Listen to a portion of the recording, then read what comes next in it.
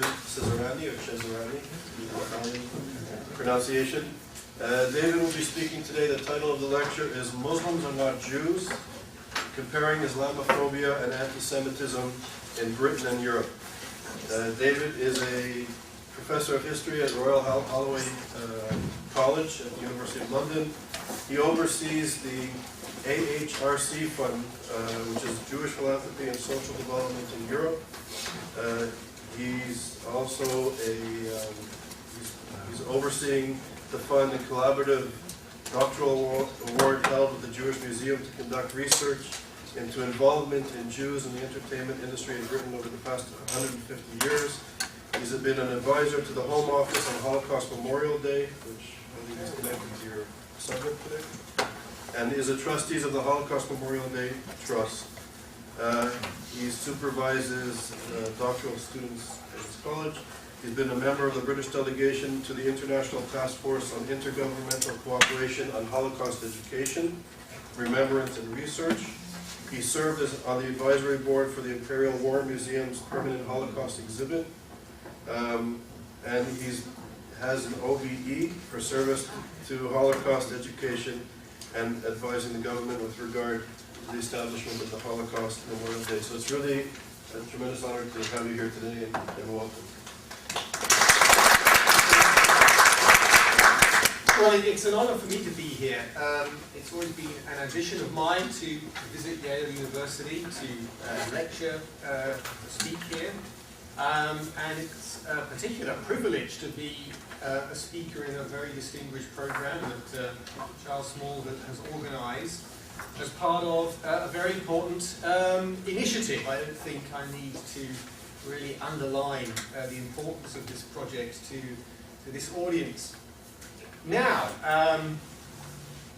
in my presentation, I'm going to slightly change the title. I put a question mark, are Muslims the new Jews?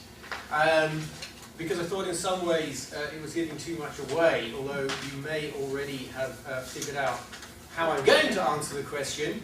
But for the sake of academic propriety and the games that academics play, I'm going to begin as though this is a voyage of discovery for all of us. And one reason that I'm grateful to have been invited is that this is not my natural territory. At Royal Holloway, I'm very lucky to be part of a history department that includes 3 of Britain's foremost scholars of Islamic civilization, Muslim societies. So I have become increasingly interested in thinking about Jews in comparison to Muslims. This is the first time I've put my mind to thinking about Islamophobia and Antisemitism. So it was a voyage of discovery for me, although perhaps rather too short a voyage. And I invite you to join me in search of that question mark. Now, it's become increasingly common in recent years to read or hear hostility towards Muslims and Islam compared with antipathy towards Jews and Judaism. What I want to ask today is how valid is this comparison? And is it helpful to understanding either Islamophobia or anti-Semitism to bracket the two? I'm going to start by giving some examples of the way in which people, particularly in Britain but also in Europe, have compared and bracketed the two. I'm then going to see whether this comparison stands up on closer examination. And I'm going to suggest that it is an inappropriate comparison and possibly even a dangerous one. In January 2006, Yasmin Al-Brown, a journalist for the Independent newspaper, a very well-respected writer who would describe herself as a secular Muslim, criticized the Muslim Council of Britain, the MCB, for its decision to boycott Holocaust Memorial Day. It had been boycotting Holocaust Memorial Day, and Charles mentioned that I'm involved with this event, boycotting Holocaust Memorial Day since its inception in 2001. Holloway Brown reasoned in her criticism of the Muslim Council of Britain, the Muslims should participate in the Memorial Day because non-Jews were victims of Nazi persecution and because remembering Nazism, quote, reminds us of how thin is the crust of European civilization and that it can be thrown off by the slightest provocation or none at all. And she had no doubt where the perceived provocation was coming from in our times. She wrote, "Today the Jews of Europe are Muslims." She said they face the same kind of hatred that confronted Jews in the 1930s, and concluded, by remembering the Holocaust with past victims, we remind ourselves of what could happen in the future. Several months later, another respected columnist, India Knight, writing in the Sunday Times, attacked Jack Straw MP, the leader of the House of Commons, after he had said that Muslim women wearing the niqab, the full veil, were, in his words, making a statement of separateness and difference. She wondered if Jack Straw would have dared suggest that nuns divest themselves of their habits, or indeed that Orthodox Jewish women should stop wearing scarves or wigs, shreikels. What was the problem with a woman covering her hair, she asked. The lesson she drew from the huge controversy that Jack Straw sparked off with his comment, the lesson she drew was that it's open season on Islam. Muslims are the new Jews. Soon after this, Ken Livingstone, the world famous or world infamous mayor of London, ruffled feathers when he presented a report on the life of Muslims in the city. He showed that the report showed that they suffered from extensive discrimination in housing and employment. They were more likely to suffer religiously motivated crimes.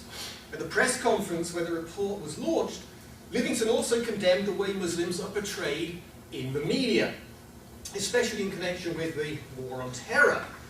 The entire debate, he said, these are his words, has been lopsided as though somehow it is the Muslims' fault.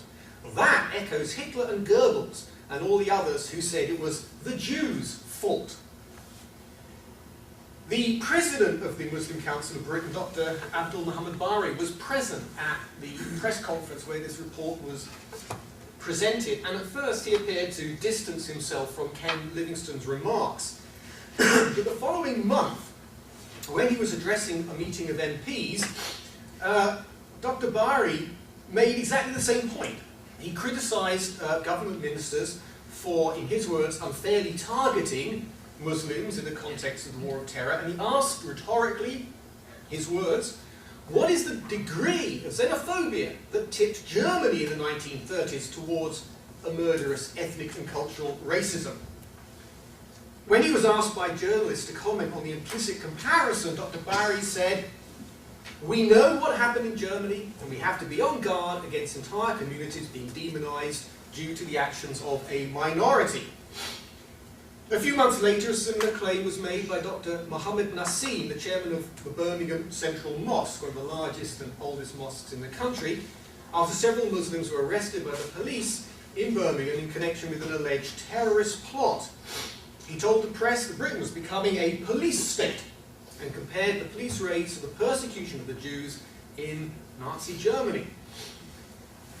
Dr. Bari, the president of the Muslim Council, returned to the 1930s comparison after Jonathan Evans, the head of MI5, the security intelligence agency responsible for anti-terrorism, issued a warning against the dangers of extremism in the Muslim population. Speaking to the Daily Telegraph, Dr. Bari complained about the endless negative depiction of Muslims in the media, and he warned that, his words, every society has to be really careful so the situation doesn't lead us to a time when people's minds can be poisoned as they were in the 1930s. Bari's words were reported rather more bluntly on the BBC News.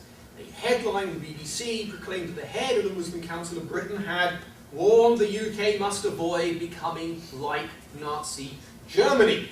Now, it should be noted, this was not exactly what Dr. Bari had said, and the Muslim Council of Britain issued a disclaimer. But whether or not Muslim leaders were directly comparing Britain under Prime Minister Gordon Brown to Germany under Chancellor Adolf Hitler, the implication was clear. There was, at the very least, a comparison with Europe in the 1930s, when anti-Semitism was rampant and the foundations were being laid for the Nazi program to annihilate the Jews. And although this comparison has riled Jews and non-Jews alike, and I'm going to spare you all the controversies that these comments arouse and the statements of contradiction that came from various quarters, despite all of these counter statements, the analogy has proved irresistible.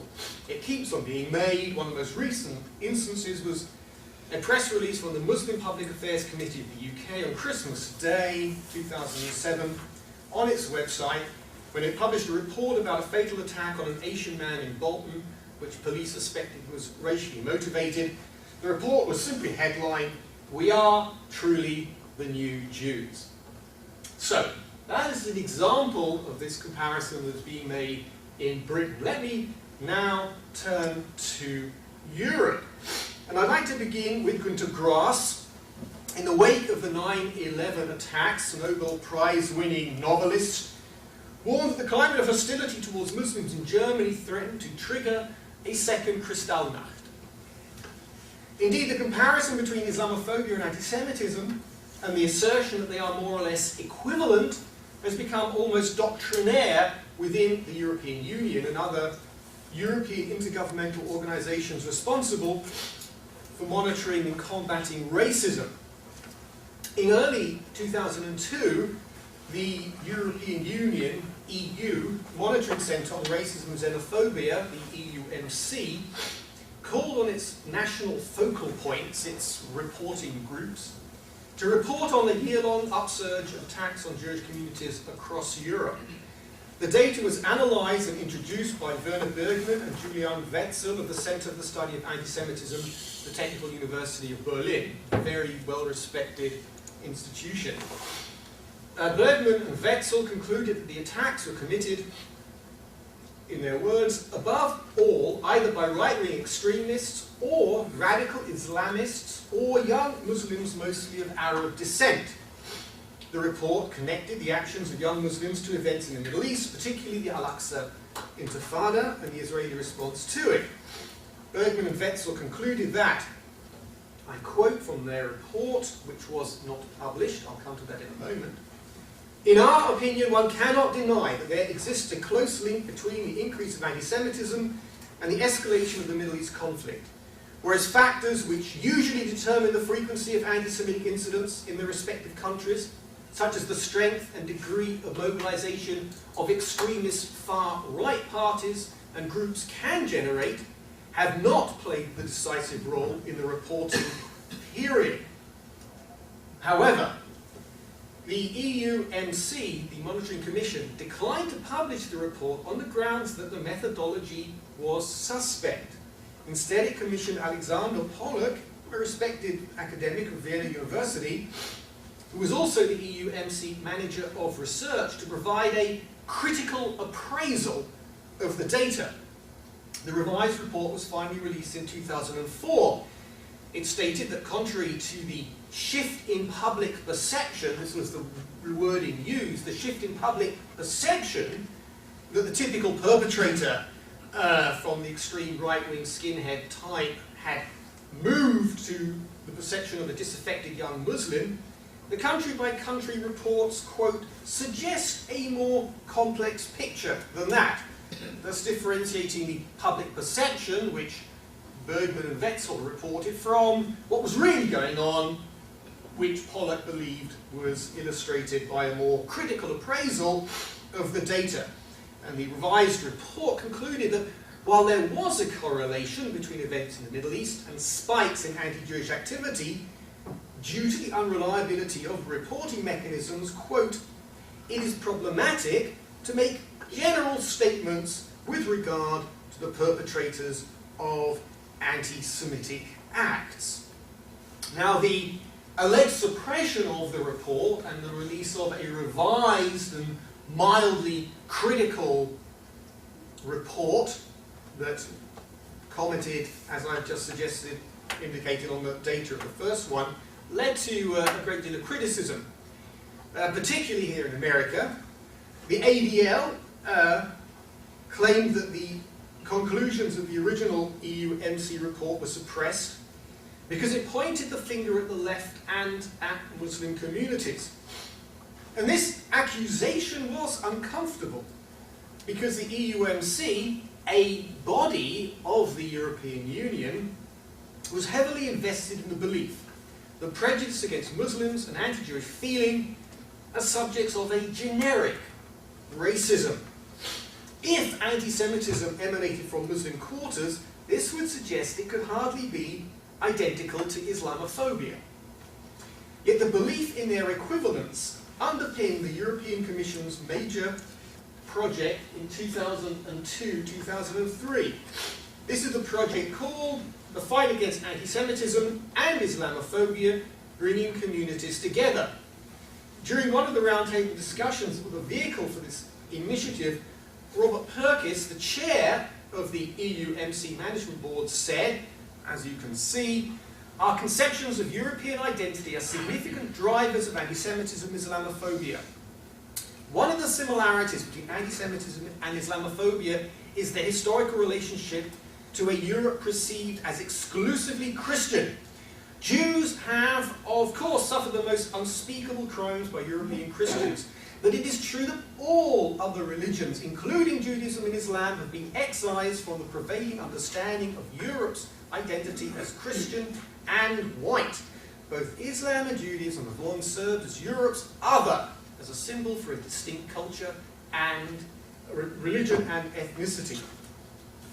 Now, although several contributors at the 3 roundtable sessions that were convened under the heading of the fight against anti-Semitism and Islamophobia, the EUMC representatives presented a united front. This is a statement by Professor Ed van Thyn, another member of the Board of Management, insisting that we have a clear-cut definition of racism in place. We all know that anti-Semitic, but also Islamophobic expressions of racist cultures are subcultures. That's the difference with the pre-war period. In the pre-war period, the Jews were the enemy. Today there are a number of enemies. We have to fight racism in all its aspects, and there is a mutual interest to fight anti-Semitism, but also Islamophobia together.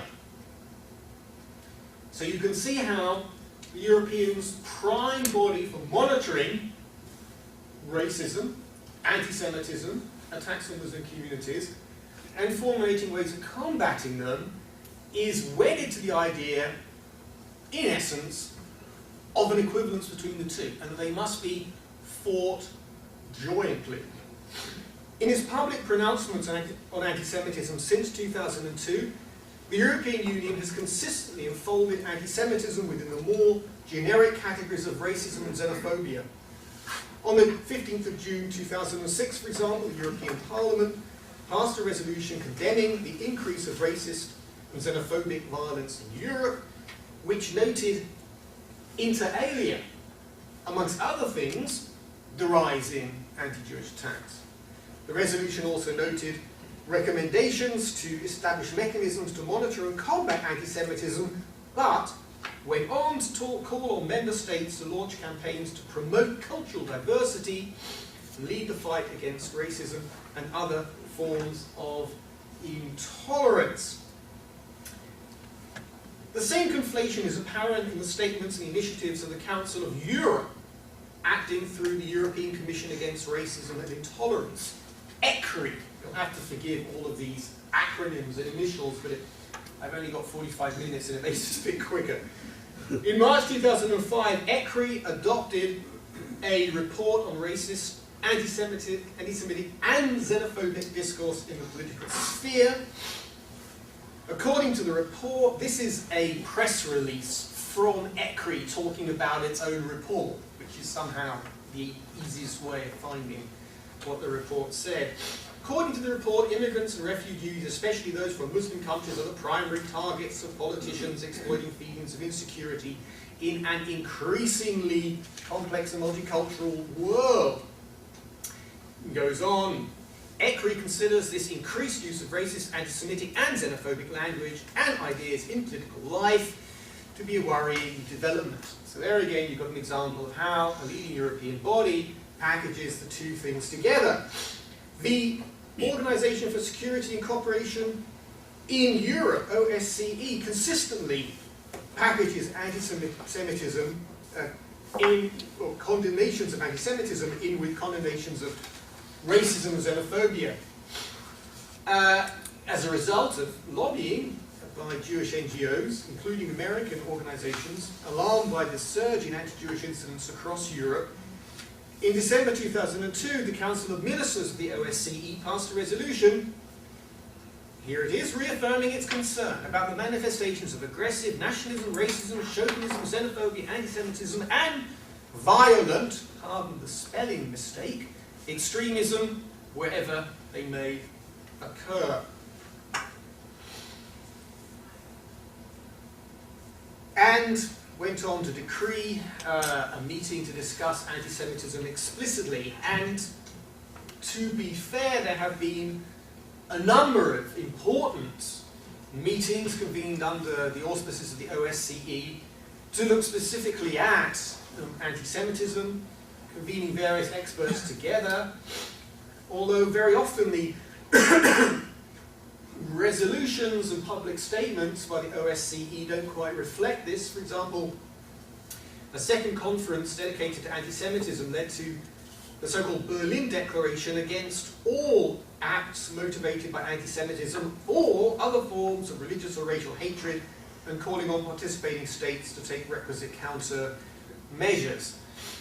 So, although the OSCE and the European Commission have done important work to try and monitor anti-Semitism specifically, to try and understand it, to combat it, very often the public pronouncements use this formula in which anti-Semitism is wrapped in with racism, chauvinism, extreme nationalism, xenophobia, and Islamophobia. But how far does this kind of lumping together stand up to scrutiny? This is what I want to move on to now. In an important critique of the European position, Matti Bunzl, a professor of anthropology and history at the University of Illinois, Urbana-Champaign, argues that despite superficial likenesses, anti-Semitism and Islamophobia have discrete historical genealogies and function in very different ways. And I'm very grateful to Matti Bunzl's pamphlet, published by Prickly Paradigm Press of Chicago, wonderful little outfit, because he's kind of made my job a lot easier today. On the one hand, he's presented what I think is a very cogent critique of the equivalence of anti-Semitism and Islamophobia. At the same time, he's made a whole series of what I consider to be fundamental errors, which allow me to take his analysis further a little bit and to suggest that his needs some readjustment. He argues that, and I agree with him completely, anti-Semitism has far older antecedents than antagonism to Islam. For nearly 2 millennia, of course, Jews have had a central place in Europe's Christian culture in a way that Muslims never did. Moreover, I think he's quite right that anti-Semitism took its most virulent form under very specific conditions in the late 19th century and in the early 20th century as part of the reaction against modernity, a phase that culminated in the genocidal fantasy of creating racially pure nation states. We'll see how to Bunzl this is a defining moment in the history of anti-Semitism, or classic anti-Semitism. By contrast, he maintains that Islamophobia emerged quite recently, and I'll have more to say about that in a moment. But let's continue with what Bunzl has to say about anti-Semitism. Turning to the current situation, he rejects both the alarmists' point of view, those who detect new anti-Semitism, and the point of view of the deniers, those who came down the manifestation of hostility towards the Jews, claim that there is nothing particularly new. He acknowledges that there is something very nasty going on at the moment, particularly in the guise of anti-Zionism in sections of the left and in the anti-globalization movement, and within some sections of certain Muslim communities. But he argues, and this is where I really begin to differ from him, he argues that the conditions that made anti-Semitism so pervasive and so lethal have gone. Religion, he argues, was at the core of classic anti-Semitism. Europe is now secular. Classic anti-Semitism was a feature of extreme nationalism, the creation of racially, ethnically pure states. But the nation-state has had its day, he argues. And he points out, and this is, I think, important and interesting, he points out that even far-right parties in Europe have abandoned classic, old-fashioned anti-Semitism. The Front National in France, the Vlaams Blok in Belgium, the Austrian Freedom Party have not only disavowed Nazi ideology, they actually court Jewish voters. The main target of these far-right parties is now Europe's Muslim populations, which of course is the basis on which the far right is courting Jewish voters, because Jewish voters, Jewish people, share an anxiety about the Muslim presence, rightly or wrongly. Bunzel asserts, whereas traditional anti-Semitism has run its historical course with a supersession of the nation-state, Islamophobia is rapidly emerging as a defining condition of the new Europe. So, to Bunzel, just to summarize, one reason why Islamophobia and anti-Semitism are incomparable is that there's not really any more anti-Semitism to speak of, whereas there's a hell of a lot of anti-Islamophobia, and it's serious. It's institutionalized, it forms the plank of political parties in a way that is not the case with anti-Semitism. Bunzel identifies an unprecedented shift in antipathies. Contemporary anti-Semitism, such as it is, he argues, has a very different function and meaning to traditional forms of Jew hatred. This is an interesting point. Historically, anti-Semitism was associated with the far right, which attacked Jews, as I've said, in order to purify the nation of alien elements. But when young Muslims attack Jews verbally or physically, they don't aspire to purify the nation of alien elements. Their agenda is completely different. They assail Jews because of events in the Middle East, and because they feel excluded from European society, the privileges of which seem to them to be embodied by the Jews. On the other hand, Muslims have replaced Jews as the prime enemy of the far right, and even some centre-right parties. Jews today are valued Europeans.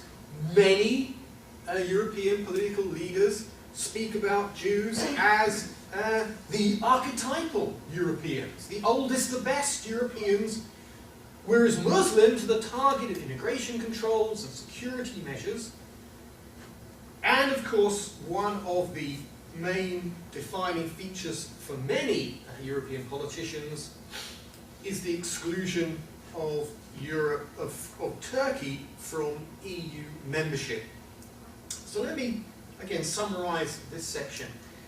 Europeans of all political stripes debate the loyalty and the assimilability of Muslims, whether they can be good Europeans, in a way that was once the case for Jews, but is now utterly unthinkable.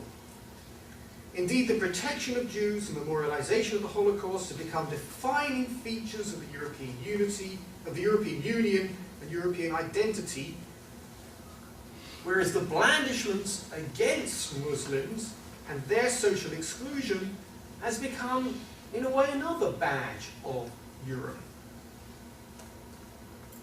Another very important suggestion why Islamophobia and anti-Semitism should be separated out. as I said, I think there's much of value in Bunzel's differentiation of these two hatreds. But I think that his analysis is flawed. Flawed in three important respects. First, he misconstrues the historical origins and the variations of anti-Semitism and Islamophobia. Second, he underplays the difference between responses to accurate perceptions of menace as against reaction to fantasies of a threat. And third, he substantially distorts the current state of relations between faiths and ethnicities in Europe, hence his ability to downplay anti-Semitism, and I would argue to exaggerate Islamophobia. Bunzel is right that anti-Semitism and Islamophobia are incomparable, and the comparison is unhelpful. He's right for the wrong reasons, and his conclusions are not only erroneous, I think they're actually rather dangerous. Let me explain why. And I'll start with that rather extraordinary statement that Islamophobia emerged quite recently. He writes, "It is a phenomenon of the late 20th and the early 21st centuries." I think this is an extraordinary, I can see a head shaking, this is an extraordinary statement. Islam has been Europe's other since the 8th century. I don't need to go into the odes celebrating the turning back of Muslim armies in the 8th century, the Song of Roland, where Dante places Muhammad in hell, the Crusades, medieval romances, the way in which Renaissance writers dealt with Islam, nor the way in which writers in the 17th and 18th centuries discussed Islam, Muslims, the East, nor the Orientalist writers, the contribution of poets, authors such as Byron, Coleridge, Disraeli. I'm sure the way in which they've explored the Muslim East in fact and fantasy is familiar to you, and although I think we probably all now understand that Edward Said's analysis of Orientalism was not only completely misjudged and ill-informed, but malevolent in spirit, does not mean that the texts that he assembled provide a very useful collection of documents of how Europeans thought and wrote about the East, the Orient, albeit at a specific time. So, there has been writing, thinking about Muslims, Islam, the East for many, many centuries. What is different about the way in which Islam has been depicted, and the way in which Jews have been depicted over not an equally long period, 1,000 more years of misunderstanding and deliberate distortion in the case of the Jews. One fundamental difference is that the depiction of Islam, the characterization of Muslims, was generated in the context of power relations between East and West, Christendom and the Muslim worlds.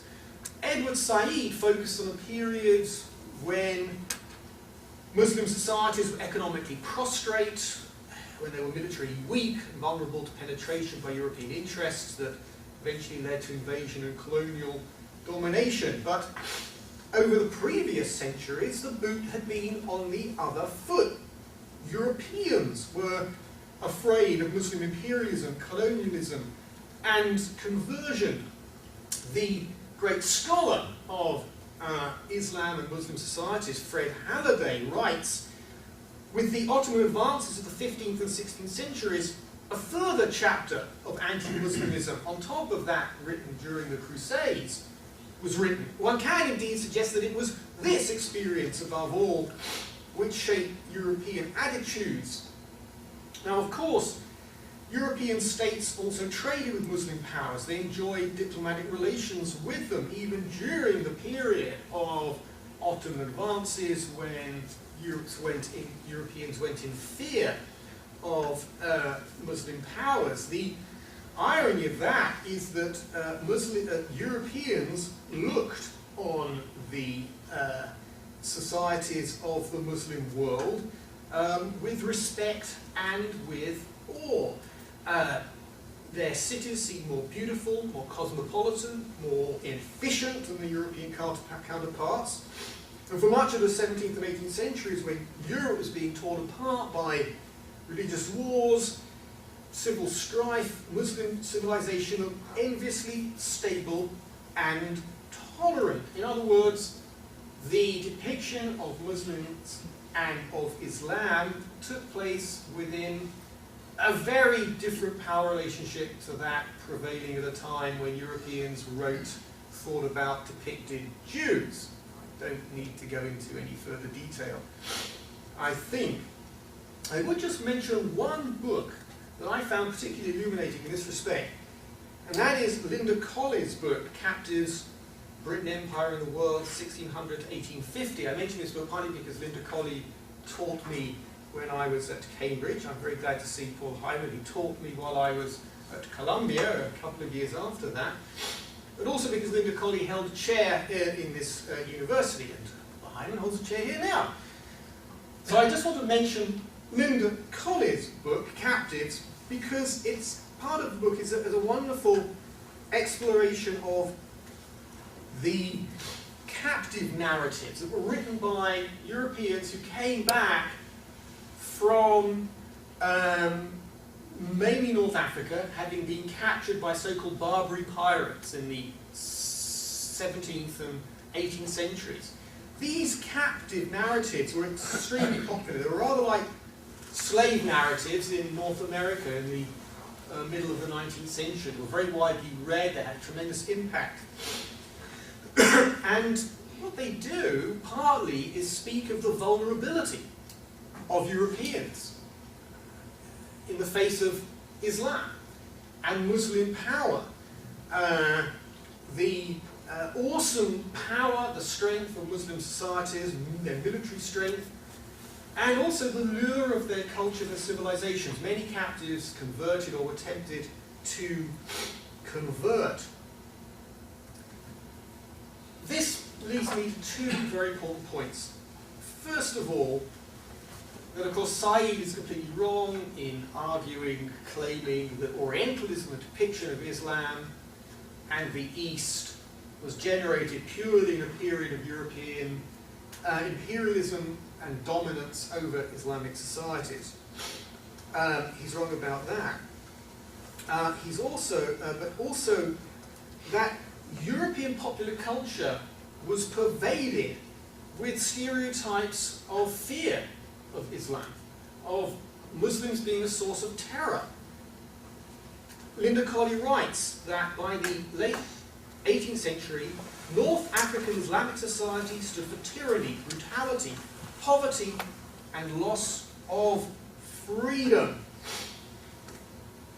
So, whereas in the classic taxonomies of Orientalism, created by Edward Said and his many followers, depicts Islam as always subservient, weak, decadent, eroticized, there were several centuries of a very different version of Islam, as militant, aggressive, imperialistic, powerful, strong, efficient, cosmopolitan, sophisticated, and indeed characterized by high culture of enormous achievements. Why this discourse, this diversion into Orientalism? Because so much of the analysis of Islamophobia is rooted in the Saidian understanding of Orientalism, particularly that of Matti Bunzel. And this is one of the most fundamental points at which he goes off the rails. He is utterly mistaken to reduce Islamophobia to a function of modernity and to depict it as a feature purely of efforts to define a united Europe. Many of the features of Islamophobia that he identifies as European are to be found, for example, here in the USA. And the relationship between European and Islamic societies has been ongoing for centuries. Over this long span, it wasn't solely mediated by Orientalism. Indeed, I think it's beginning to seem as though the period charted by Edward Said appears more of an aberration than the norm. And I ask, is it too fanciful to suggest that the renewed confrontation with armed Muslims, I don't mean all Muslims, but a section of militant, armed, Islamic communities, that this confrontation evokes at some level the terror of the Ottomans and the Barbary pirates? Is it too far-fetched to suggest that the taking of hostages in Tehran, Lebanon, Iraq, Palestine, Iran echoed the hostage-taking by Muslims of previous eras? The folk memory of capture and ransom has been kept alive in films like Robin Hood, Prince of Thieves, and most young people, certainly in Europe, grow up on Beaugest and Kipling. These images, these notions of a powerful Islam and vulnerable Europeans, I think is kept alive. If attitudes towards Islam may be inflected by history, popular memory, and media stereotypes, what is the effect of more recent events? Let me quote Fred Halliday again. Fred Halliday's comprehensively dismantled the notion of an Islamic threat to the West. But he willingly concedes that just because the menace of a monolithic Islam is grotesquely exaggerated, doesn't mean that some Islamists do not wish harm to those they perceive as enemies, including, of course, other Muslims. A cadre of militants does subscribe to the claims made against them. They do claim the existence of a united monolithic Muslim world. They do seek to supplant Christianity and Judaism with Islam. They do dismiss the West as corrupt. They do attack secularism and democracy. In that sense, Fred Halliday writes, "We are," and I quote his words, "in purely ideological terms, faced with a phenomenon that is quite unlike those other stereotypical hostilities, anti-communism and anti-Semitism." Let me conclude this phase of my paper now. Islamophobia is incommensurable with anti-Semitism because Jews, as Jews, never espouse the attitudes ascribed to them by anti-Semites, unlike a certain small section of Islamists who are only too happy to take ownership of the claims, accusations made against them. Jews never threatened any state or society as Jews or in the name of Judaism. There's no equivalent of the Ottoman Empire in Jewish history. There are no Jewish Barbary pirates capturing and enslaving or terrorizing Europeans. Islamophobia may be an inappropriate, unreasonable, and indeed a provocative reaction to a grossly inflated threat. But the danger of terrorism by Islamists is real. There are several conflicts in the world in which Islamic militants are at war in the name of Islam. Nothing can justify lumping all Muslims together, let alone blaming them all for the actions of a tiny minority that follows certain beliefs derived from particular interpretations of Islam. But denying the grounds for fear of Islam does not equate it with completely groundless anti-Semitism. I want to move on to look at Bunzel's claim that Muslims face more peril than Jews do. And I'm going to have to accelerate now, so I'm going to make more use of the screen and the statistics on it.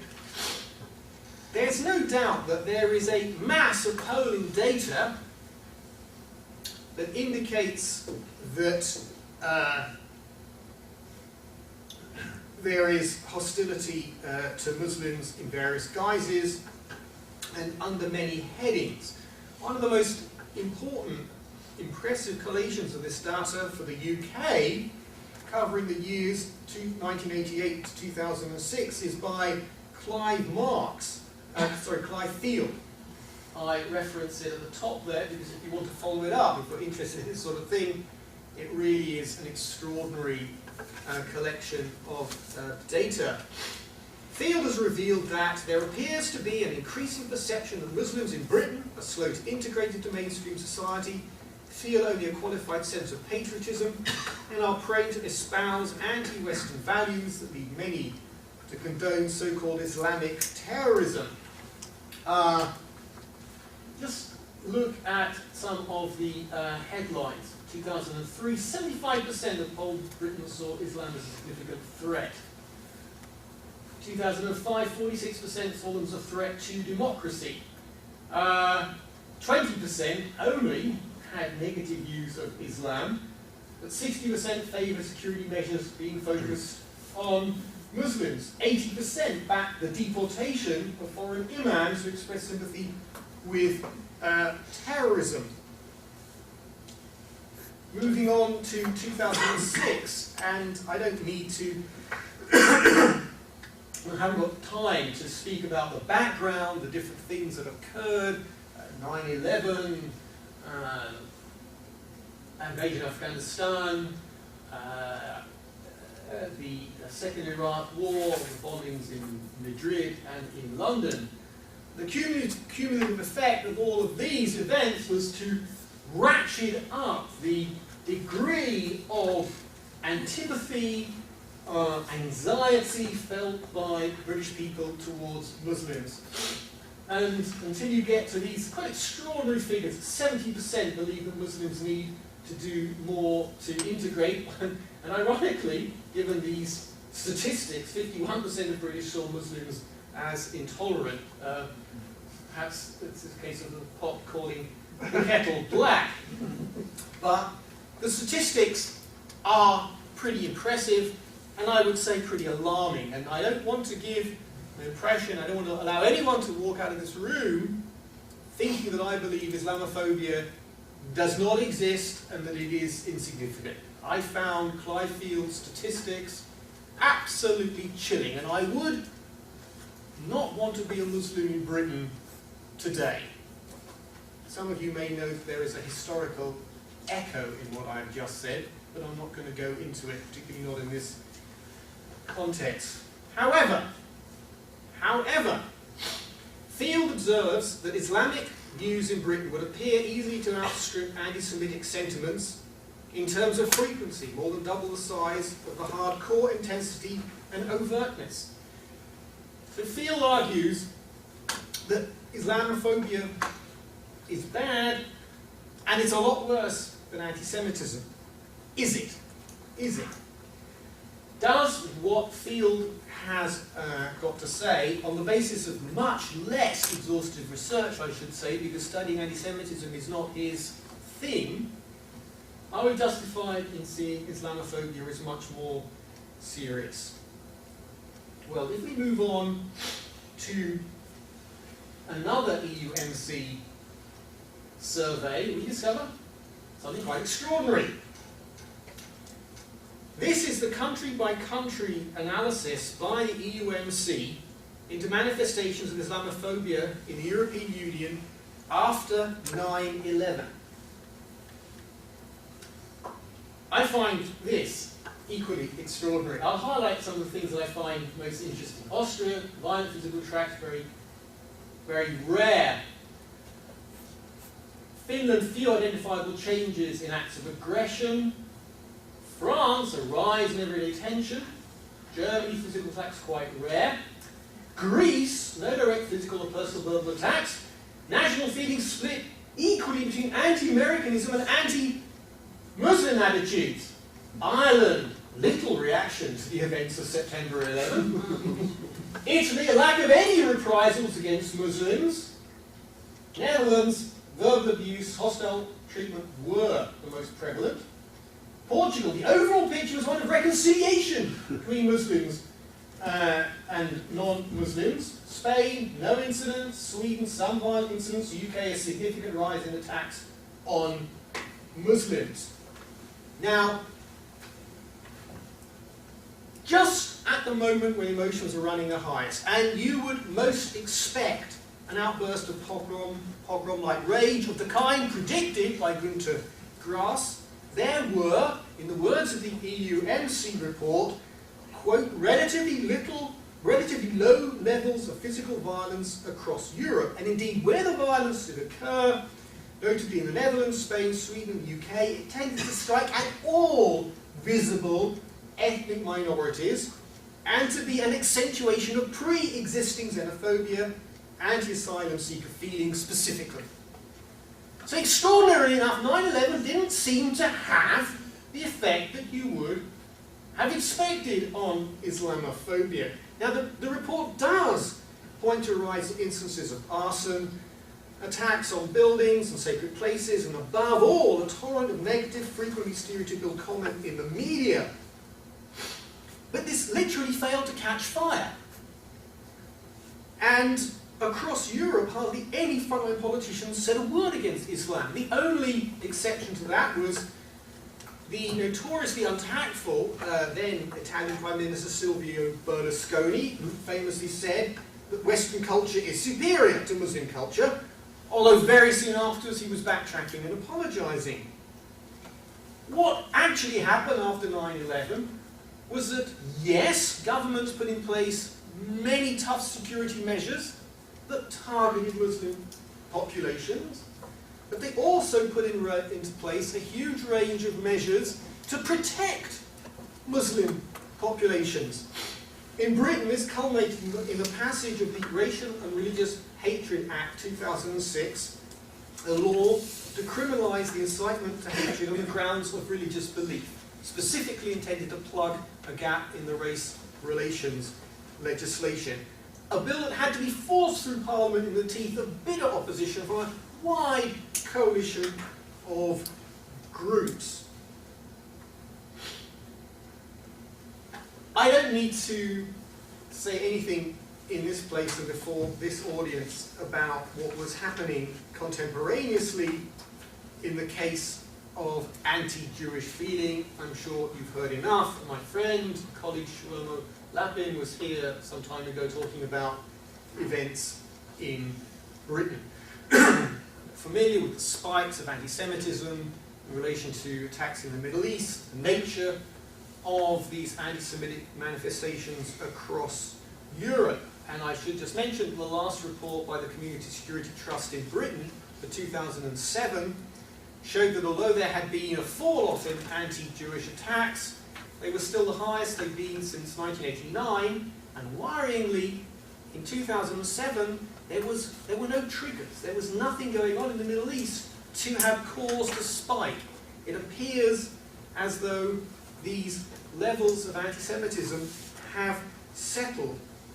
So it would appear that anti-Jewish sentiment has intensified dramatically since 2000. Evidence that I think surely should raise a question mark against Matthew Bunzel's assertion about its insignificance at the current time. It may be his contention that Islamophobia differs from anti-Semitism chiefly because Islamophobia is political, institutionalized, and central to European identity, which may be true.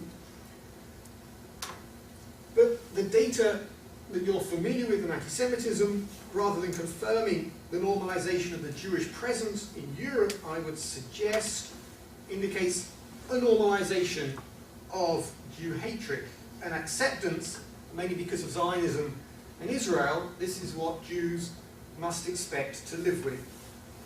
Let me now conclude with a few rather random thoughts. Let me just make sure there's something else here. Yes, I'm going to come to this and I'm going to end on this. A few rather random thoughts about why the comparison between Jews and Muslims, Islamophobia and anti-Semitism, while it may seem superficially seductive, is inept and possibly even dangerous. A colleague of mine, Malia Malik, a leading academic human rights lawyer, has observed that in Britain between the 1880s and the 1930s, it was the Jews who were regarded as the self-segregated adherents of an obscurantist, narrow and intolerant faith. East European Jewish immigrants in Britain, of course in France, were regarded as a threat to the country's morals, health, political safety. You hear the same things said about Jews on the Lower East Side of New York. Russian Jews in particular at this time were associated with anarchist terrorism, political subversion. And during the 1930s, large numbers of young Jews in Europe and the US were drawn to the Communist Party, thus arousing the rule for the far right. Malia Malik surveying this well-known history, concludes that there are recurring patterns in British society, she's right specifically about Britain, that racialise Jews and Muslims, which we need to understand if we are to develop an effective strategy for national security. In other words, dealing with the threat of terrorism for Muslim communities must be undertaken in the light of anti-Semitism and the Jewish experience during the 1900s and the 1930s. Now, of course, it's correct that Jewish immigrants were drawn into trades union activity in the late 19th century. Many remained stalwarts of the labour movement well after the Second World War. It's true that Jews were involved with the Bolshevik Party and in communist movements which fueled vicious anti-Semitism on the far right. Many other Jews, of course, rebelled against anti-Semitism by going into the Zionist movement. But these responses to anti-Semitism had many positive consequences, quite unlike the radicalization and Islamicization of Muslim youth. Precisely because Jews reacted against prejudice on the right, they moved to the left, where they found allies. Because National Socialism was anti-Semitic, anti-fascists were doctrinally opposed to anti-Semitism. Participation in international socialist anti-fascist organizations connected Jews with vast collectivities. The key to this process of inclusion was adherence to a secular ideology. Even Zionism was not simply a form of separatism. Left-wing, right-wing Jews were able to make calls with people on the left and the right on the basis of a shared political orientation. Immigrants went to Palestine simply moved country. They didn't cut themselves off from the world. One of the most graphic expressions of this rebellion against anti-Semitism and fascism was Jewish participation in the international brigades in Spain during the Spanish Civil War. Contrast that to the trajectory of angry, alienated young Muslims who have travelled to Pakistan, Afghanistan and Iraq to train for jihad, to fight the West. They have connected with the Ummah, the Muslim people, but they've severed ties with the rest of society. Their rebellion has taken them into a kind of global ghetto. Their isolation is assuaged only by the fantasy of the caliphate and the conversion of mankind to Islam. Now, you may think that is no more of a fantasy than the dream of world revolution and international fraternity once cherished by Jewish radicals. Be that as it may, for a key period, the aspirations of Jewish socialism had tangible and benign consequences. They connected in a politically bipolar world. Jewish leftism connected Jews with allies on the left with the wider society. Now, there have been attempts in Europe, particularly in Britain, to create a politics that in a sense imitates this, that unites Muslims with the political mainstream. The most successful of these has been the Respect Party in Britain. It grew out of the Stop the War movement, which was mainly a coalition of Muslim organisations, pro-Palestinian groups on the far left.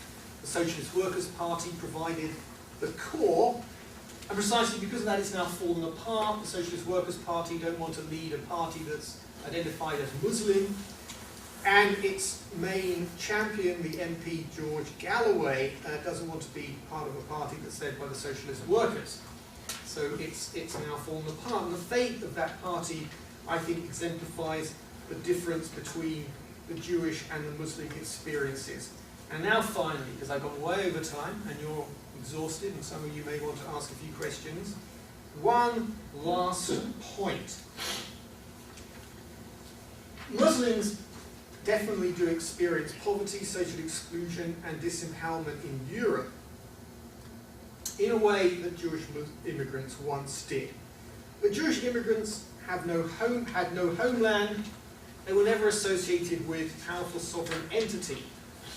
Muslims act in the shadow of Iran, Pakistan, major powers, nuclear armed powers. The protest against the cartoons in Denmark was taken by Muslims from Denmark to other Muslim countries and turned into an international incident, achieving something that Jews could never have done in the era of Jewish dispersion, certainly before 1948, the creation of the State of Israel, possibly even since then. Finally, many Muslims, perhaps the majority of them, don't want to be like Jews. And I think these statistics illustrate why. Throughout Europe, Jews are held up as a model of an integrated ethnic faith group, but the polls indicate that a significant proportion of Muslims are unwilling to make the kind of adaptations that Jews have made over the years. Some of you who have visited Britain, who know Britain, will know that every Shabbos, every Shabbat, on the Sabbath, in synagogues, a prayer is said for the royal family. When I was bar mitzvah, there was a toast to the Queen, and everybody sang God Save the Queen and then Hatikvah. I'm glad to say they got rid of Hatikvah and God Save the Queen, but we still say a prayer to the rather truncated royal family, but nevertheless the kind of essential members of it. Now compare this attitudes of Muslims today. 10% of Muslims think integration has gone too far. I'm probably a personification of what too far means. 30% think things are just right. 50% want Muslim schools, like the Jewish school that I send my kids to, but 30% of them don't want to live next door to a non-Muslim. Not quite sure how many Jews would say that about non-Jews. 25% of them don't identify with the British flag. 47% would prefer to live in an Islamic society. 6% etc., etc., etc. This is an extraordinary and dramatic contrast to Jewish attitudes towards being British, towards being Britain. And I think that encouraging Muslims to follow the Jewish path is rather like playing good cop, bad cop. The Jew may be the good cop, as against hardline secularists and advocates of complete assimilation, but is still a cop. So Muslims are not the new Jews. Islamophobia is quite distinct from anti-Semitism. Both are at historically high levels in Europe. And again, please don't misunderstand me. Muslims face a terrible situation in Britain and Europe today. But to cope with these extraordinary levels of anti-Semitism and Islamophobia requires quite separate strategies tailored to the specific histories and the context relevant to each. To do otherwise, I think, would be to court disaster. Thank you very much.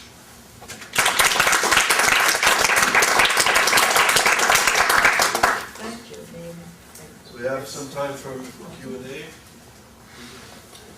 So, what seems to be the clincher for me is the fact that so much contemporary anti-Semitism does in fact emanate from the Muslim community in Europe. And that seems very clear in almost any source of data one would go to. And you don't see the reverse flow. That plus the fact, the numbers wouldn't even allow. What's the total number of Jews in Europe? 1.8 million. Right. Total number of Muslims? 58 million. Well, it's larger than that, I think. No, it's generally accepted to be 18. Well, the point is, in terms of the balance, it's pretty clear. If there was a huge surge of hostility among Jews towards Muslims, it would probably not even register relative to what's coming into the. How many? Just guesstimate. How many Jews do you think believe that the invasion of Iraq was a good idea? Probably less than half. By a lot. Well, maybe in this country. Maybe in America. In Europe, I think you'd find that probably 80 to 90% of Jews thought that the invasion of Iraq was a good thing. 80. I mean, I haven't got the figures, and no one has done any real polling. No one would like to find out. I suspect that you wouldn't find outright expressions of hostility to Muslims. Jews are far too canny when asked questions in opinion polls to say anything that dumb. But if asked whether it's a good idea to invade Muslim countries, yes. A good idea to stop them having nuclear weapons, yes. A good thing to focus security measures on them, definitely, etc., etc., etc. Their views would be more extreme than the views of the average Brit, who I showed you there. I mean, just imagine, those statistics that Clive Field collected were the average Brit. If you take a Jewish community and poll it exclusively, I am sure all of those figures would have been increased quite dramatically. So there is hostility amongst Jews to Muslims, but it's of a different order. Right, that's what my point. If the question, if you sort of were to do the following thought experiment, you remove the Jews from Europe, what's the change going to be in discrimination that Muslims feel coming from the outside? If you remove Muslims from Europe, what would be the change in discrimination towards Jews? The Jews would fear. That's the point I'm trying to make. It's Right. very much a one-way flow on that. Well, just let me deal with that point finally, then, gentlemen, of that. The European Union position would be that if you took the Jews away from Europe, if they all did what Ariel Sharon said they should do in 2003, and they all made Aliyah, there would still be hundreds of thousands of disaffected young Muslims who would be burning down schools, destroying police cars, getting upset, joining terrorist organizations, because they're not doing this solely because of Israel, the Middle East, and Jews. Now that is one of the fundamental points of difference between myself and Muddy Bunzel and others.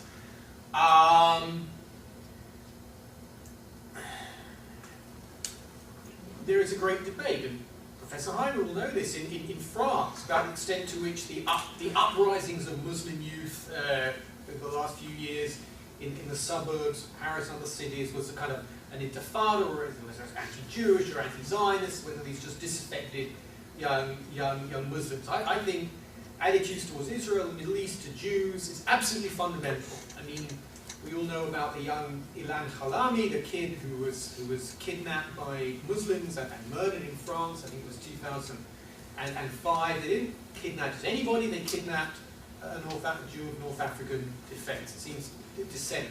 So I think that the Middle East, Zionism, Israel, the Jews are in that mixture, and I think the EU is absolutely wrong to pretend otherwise, which it likes to do.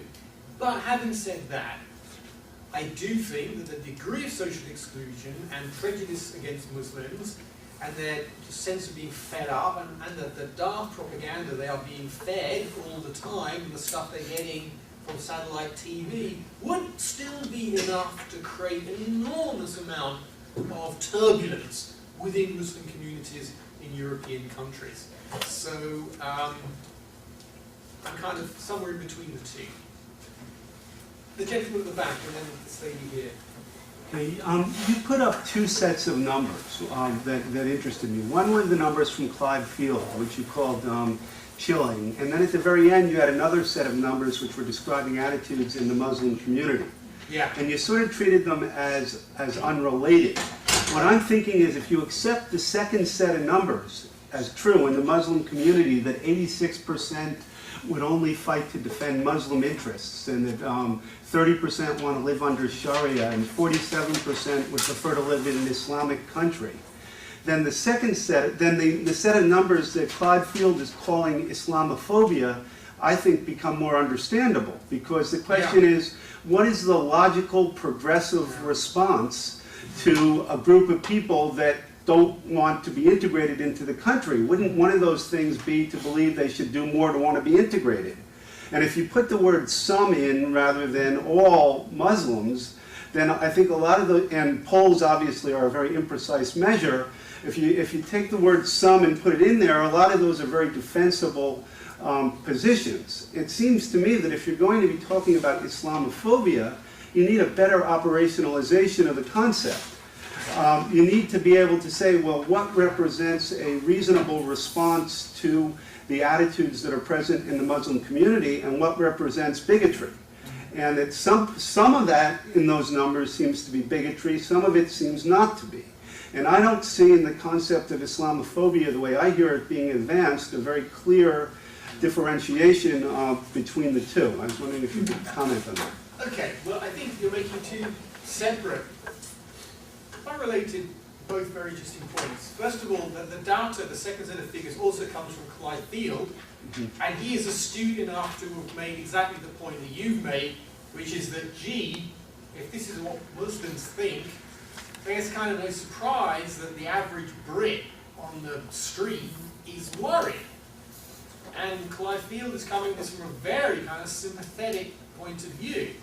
And that is one reason why the British government and governments throughout Europe have been able to put in place extremely harsh security and police measures, and measures pushing in the direction of what we could call forced integration, without there being a great outcome, because the Muslim communities have been almost entirely isolated. There are a few human rights, civil rights lawyers, a few cadres on the left who will speak out for Muslims, but by and large, they are out there on their own, which is why I said it's no fun to be Muslim anymore.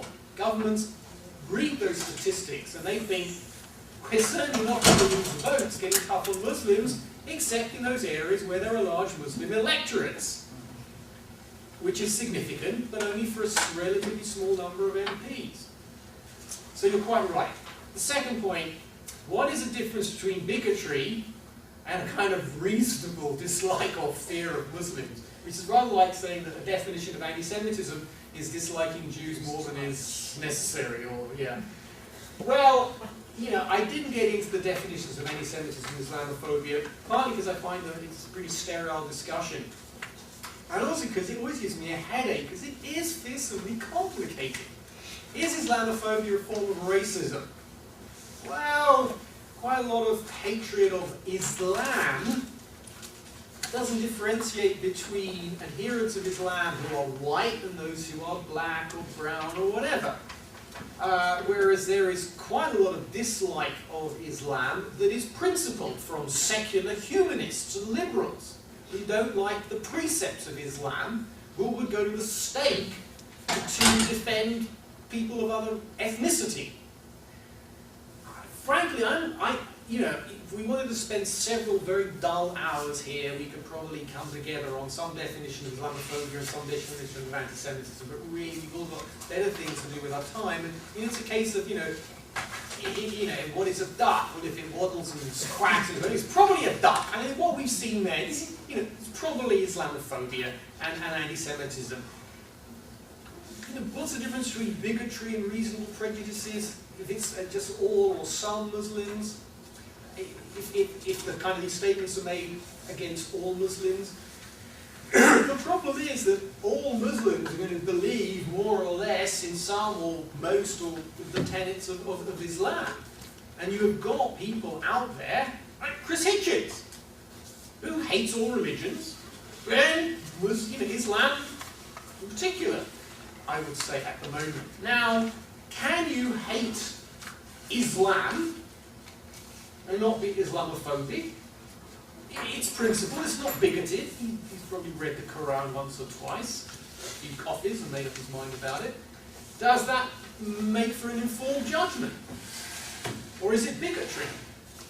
I don't know. The problem with antipathy towards people on the basis of their religious beliefs is that, you know, either you say, well, if you're a Reformed Muslim, you're okay, but what right is it to tell someone what degree of Jewishness or Islam is acceptable? We Jews, those of us in this room who are Jewish, I don't know if you all are or just some, but we've been through this dilemma in our history ourselves.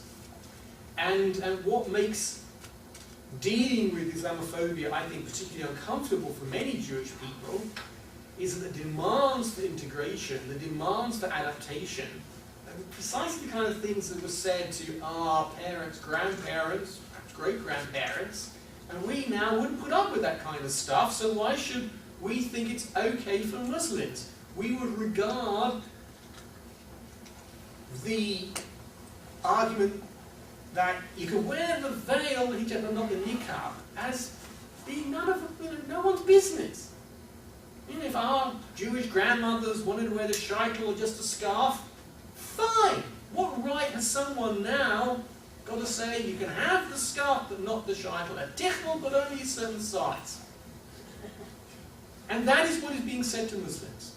Now, is that reasonable or is that bigotry? Yes. Oh, sorry, yeah, lady first. Just very quickly, I was just going to say that I think you're right. If you look at what people are, if you try to get to what they think or what they believe, it's a very dangerous path. I think you can look at actions. And I think a lot of those numbers that came up may be a mixture of thinking about what religion is, but they're also a response to actions. And I would argue that regardless of how Jews have felt, what they have sought to do is to integrate. Yes, maybe you could say arguing for a more liberal society is meant to change the society, but they have generally, as you said, God save the Queen, they have sought to integrate. These are large groups of people who have significant vocal numbers who don't want to do that. And look at the Archbishop of Canterbury debate.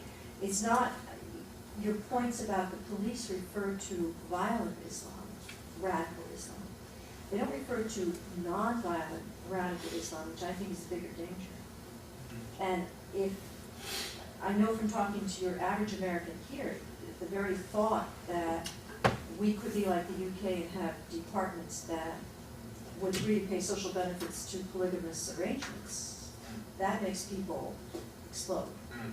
So I would say that there really is a very big problem, and I see those numbers as a kind of an amorphous, don't know what it is, but I don't like the way it is, and it sure bothers me, response. And I would say that that's not really prejudice.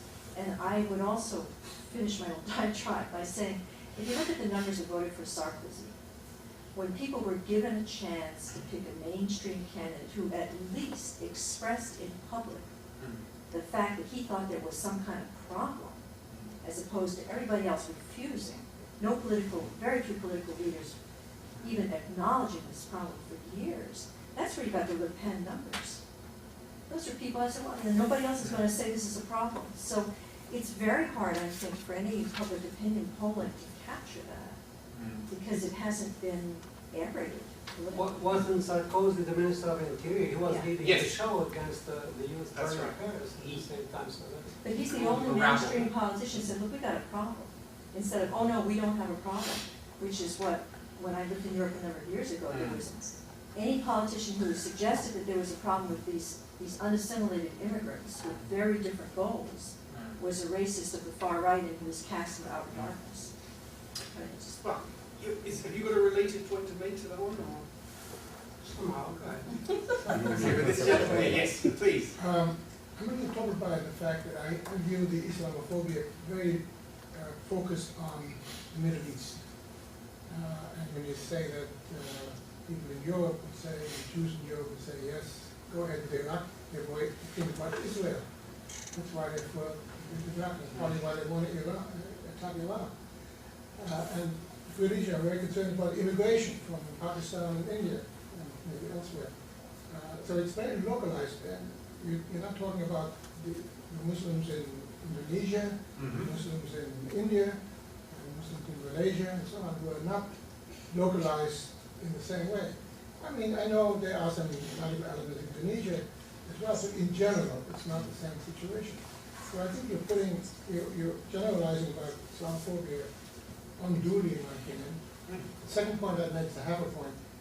If there were a willingness to work together, even though they are different, to fight bias against Muslims, against Jews, I'd welcome it. What's wrong with that? It won't happen, but you seem to be saying it shouldn't happen. Well, there are huge efforts being made in Europe, particularly by intergovernment organizations, to engineer a common fight, but it can only be done by deliberately obscuring the anti-Semitism that emanates from certain sections of certain Muslim populations. That's why it is so dangerous. It has to be premised on an act of denial and a complete rejigging of history. It has to be premised on the idea that Muslims are weak, powerless, and defenseless, despite the fact that you have Pakistan and Iran, major regional superpowers, one of them armed with nuclear weapons, and have always been weak and powerless, and stereotyped relentlessly in the media, which is what the critic of Orientalism has told people.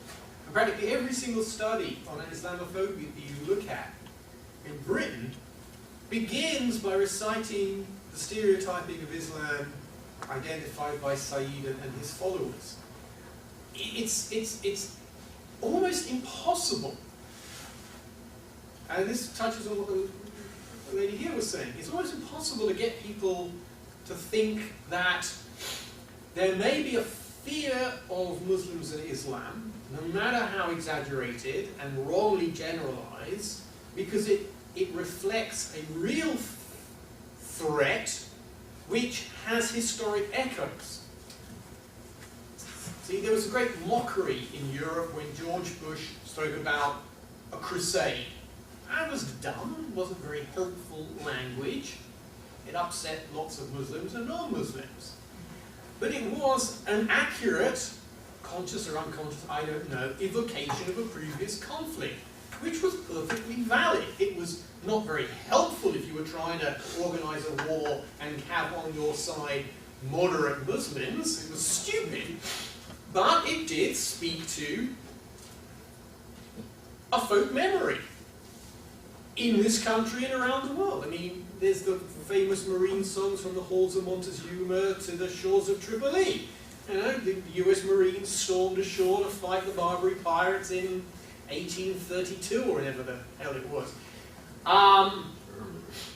Sorry? Earlier. Earlier. Okay. 1812. 1812. I'm not so good before about 1850. So there are these memories of conflict, and I don't think it is fanciful that hostage taking in the Middle East evokes memories of hostage taking of another era. And I think that when you come to grips with Islamophobia, if you really want to combat it, you have to accept and work with this real history and these real memories. You can't just deny them. In exactly the same way that you cannot pretend that Jews were not once, in vast numbers, well a proportion of their percentage of the population, members of the Communist Party, members of revolutionary movements. You can't deny that. And one of the challenges of understanding anti-Semitism is to kind of sort out a realistic fear or aggravation felt by people in the 1920s and 30s that Jews were popping up all over the world in left-wing movements, and the fact that the vast majority of Jews were not left-wing, certainly not communists, and wanted nothing to do with these people who were not in any case speaking in the name of Judaism. But there was, nevertheless,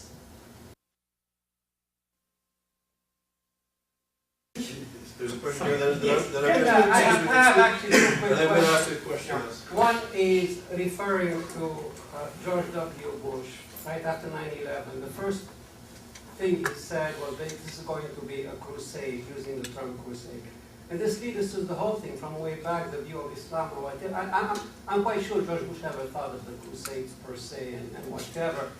But just using that term, the way it was viewed in the Muslim world or the Arab Muslim world or whatever, that set the tone to the whole thing that we have here in the United States is going to be set against the Muslim world.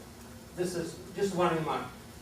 The question per se is, again, you cannot talk about everything in this, and that's the role of the media here, because what I noticed primarily from the Iranian Revolution, a slow demonization of Islam per se, either we like it or not. One can study that and it's clear to me. Here you have the picture of the Shah of Iran in his uniform of a general, marshal, and pro-Western, etc., etc. And you have this black turban guy called Khomeini and this. And Khomeini made things worse later on with his fatwa against Salman Rushdie or whatever. You can see what that did in Europe and in the West or whatever.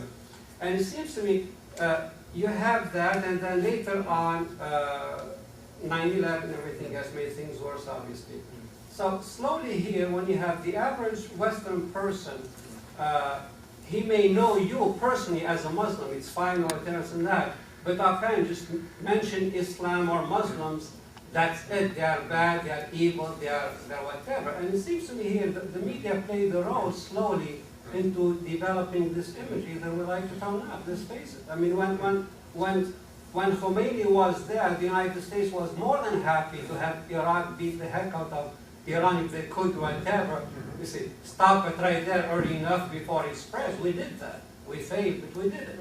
I agree with you, and I think one of the most wonderful books written on this theme is by Fred Halliday. Right, One of my I know. kind of lodestones on this, the myth of I think it's called the myth of confrontation. Yeah, that's right, yeah. And he points out that not only is the so-called Muslim world fragmented by sect, etc., but that Muslim countries follow national interests. Some of them are allies of the United States and the West, some are not. But they change their allegiances according to particular geopolitical circumstances, economic circumstances, and they fight and quarrel amongst each other. For many, many years, Iran was a great ally of the United States. And now it's not. There was a brief moment, some of you remember, after 9/11, when the leadership in Tehran condemned the atrocity of the attacks, and there was a great outpouring of sympathy, which was squandered, wasted. And so I do agree, and it's been extraordinarily difficult to try and educate the media about these sort of subtleties. And I think that is another reason why it doesn't really help to lump Jews and Muslims together and Islamophobia and anti-Semitism. It provides a nice kind of shortcut for many reporters. And they think, Jews, immigrants, they were poor once, they must all be the same. It's the same kind of short-circuited thinking, and that's why I think this particular subject is one that we can bang on about. I'm going to follow up a bit on this issue. Can you speak a bit about the politics of the definition of anti-Semitism and Islamophobia from the OSCE and the European Union? Because in a sense, we've done a lot of work, contemporary anti-Semitism is somewhat connected to the Middle East and extreme Israel bashing and the politics of the left, especially in Europe. Can you speak about how these definitions are constructed, why they're constructed in a certain way, and why there's a collapsing, and perhaps how this fits into European Union politics? I feel a headache coming on. Yeah, because the European Union, after all, is the fastest growing political economic entity in the world. It's expanding. Yeah. How does this fit into a global? People are running away already. I'm with you. Great. I can recommend some literature on this, because there have been a number of articles now. One of them written by a colleague of mine, Mike Wine, Director of Community Security Trust in Britain, who's been involved in a number of European working groups, task forces, that have been meeting over the years to hammer out an operative definition of anti-Semitism, which is absolutely vital, because there's no point Jews clamoring for European organizations to monitoring anti-Semitism, monitor it, combat it, if the Jews themselves cannot give them a definition of what it is they're supposed to be monitoring. Now, within Europe, between different Jewish organizations, not to mention American ones, there are huge variations in how anti-Semitism is defined and what is defined as an anti-Jewish act. There is now a sort of working definition, which unfortunately, or fortunately, I don't have to have. With Islamophobia, they haven't got past, the starting block yet, really. Is the combining then maybe a negation of the Holocaust in European history? No, it's not at all. No, you see, this is where Matthew Barnesall is absolutely right. Philo-Semitism is an official policy of the European community. I'm sorry, I know Americans don't like to hear this, but it's a fact. You cannot move without tripping over memorials to the Holocaust, or hearing on the news that now every single school child is going to be flown to Auschwitz for the day. This is part of the civil religion of Europe. Partly because Jews are now the best Europeans. And the old perhaps Always were. almost, yes, indeed. So, for all of these reasons, the European Union has adopted the Jews and is extremely protective of the Jews. But that does not mean that you cannot have in place policies that are inimical to certain Jewish interests, particularly on Israel, or particularly sympathetic and protective of Muslims, which may also be inimical to Jewish interests.